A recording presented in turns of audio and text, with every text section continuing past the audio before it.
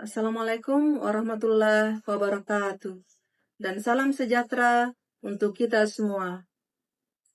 Perkenalkan, nama saya Rahniani, mahasiswa S3, jurusan Ilmu Manajemen di Universitas Halu Oleo, angkatan 2025. Pada kesempatan ini, saya akan memaparkan mata kuliah Manajemen Strategi di bagian analisis lingkungan eksternal. Sebelum kita membahas materi tentang analisis lingkungan, terlebih dahulu kita pahami mengapa analisis lingkungan eksternal itu perlu dipahami, karena dalam dunia bisnis yang semakin kompetitif, kompleks dan tidak menentu, setiap organisasi dituntut untuk mampu memahami kekuatan-kekuatan eksternal yang memengaruhi kinerjanya. Nah, perubahan dalam ekonomi di global, kebijakan pemerintah, teknologi, sosial budaya, hingga dinamika persaingan pasar yang merupakan faktor-faktor eksternal yang dapat menciptakan peluang sekaligus ancaman bagi keberlangsungan organisasi. Nah, oleh karena itu, pemahaman mendalam terhadap lingkungan eksternal menjadi langkah krusial dalam proses manajemen strategi. Baik, kita masuk di pembahasan analisis lingkungan eksternal. Nah, lingkungan eksternal adalah semua kekuatan, kondisi, tren, dan institusi di luar organisasi itu dapat mempengaruhi kinerja, strategi, dan keberlangsungan hidup organisasi. Analisis terhadap lingkungan eksternal itu sangat penting karena perusahaan tidak beroperasi dalam ruang hampa. Ia selalu dipengaruhi oleh faktor eksternal yang dapat menciptakan peluang atau ancaman. Nah, peluang ancaman inilah yang harus dipahami harus dipahami lebih dalam. Nah, dalam kerangka manajemen strategi, pemahaman terhadap lingkungan eksternal itu menjadi langkah awal yang mendasar. Sebelum merumuskan strategi, tanpa analisis eksternal, perusahaan itu sangat berisiko gagal menyesuaikan diri dengan dinamika pasar dan persaingan.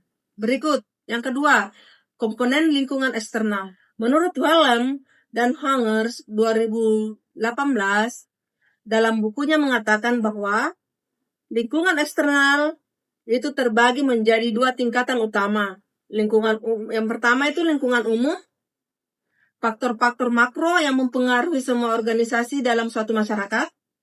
Kerangka analisis yang umum digunakan adalah PESTEL yang mencakup political and legal atau politik dan hukum.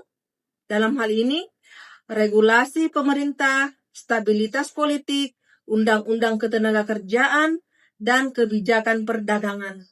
Nah, politik dan hukum ini contoh regulasi perlindungan data yang mempengaruhi perusahaan teknologi. Berikut, ekonomi.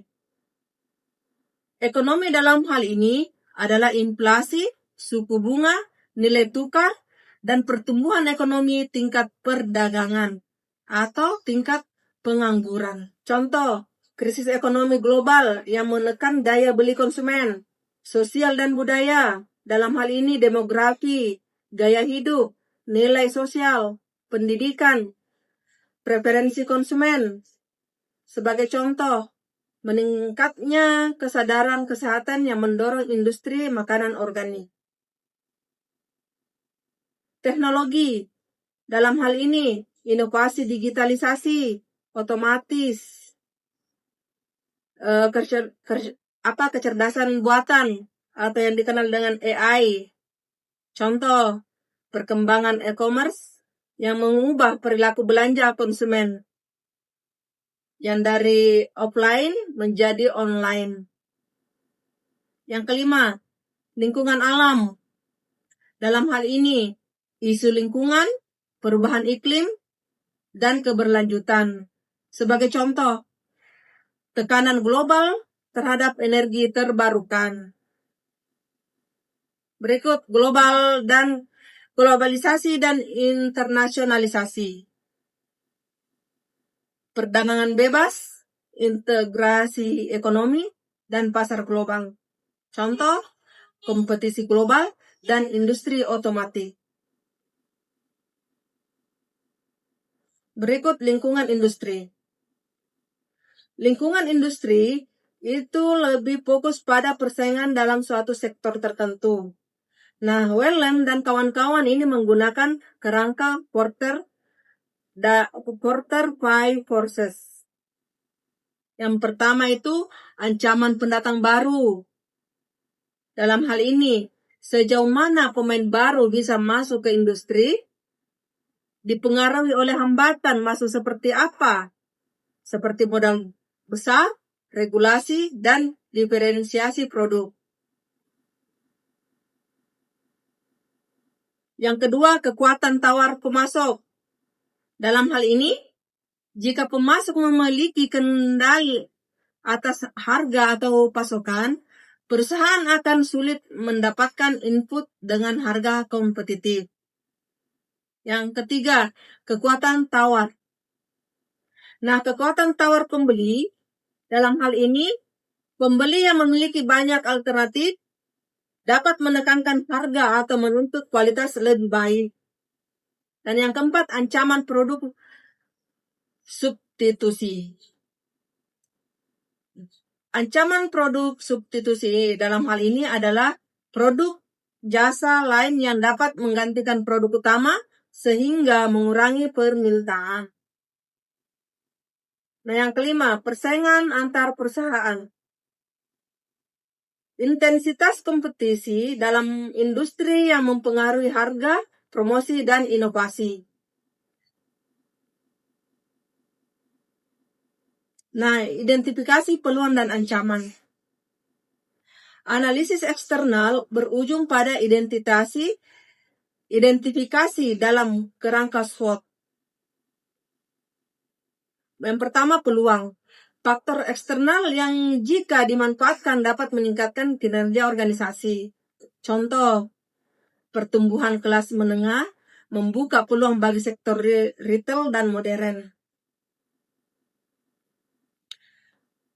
Ancaman, faktor eksternal yang berpotensi menghambat kinerja organisasi. Contoh, fluktuasi nilai tukar itu menjadi ancaman bagi perusahaan eksportir. Yang keempat, pentingnya analisis eksternal. Analisis lingkungan eksternal itu memberikan beberapa manfaat utama. Yang pertama, membantu organisasi mengenali tren dan dinamika bisnis. Yang kedua, mengurangi ketidakpastian dengan mengantisipasi perubahan. Yang ketiga, mengidentifikasi peluang pertumbuhan dan inovasi. Yang keempat, membantu menyusun strategi adaptif dan proaktif. Dan yang kelima, mendukung pencapaian keunggulan kompetitif berkelanjutan.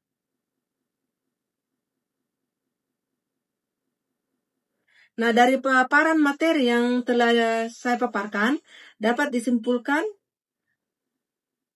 lingkungan eksternal merupakan faktor krusial.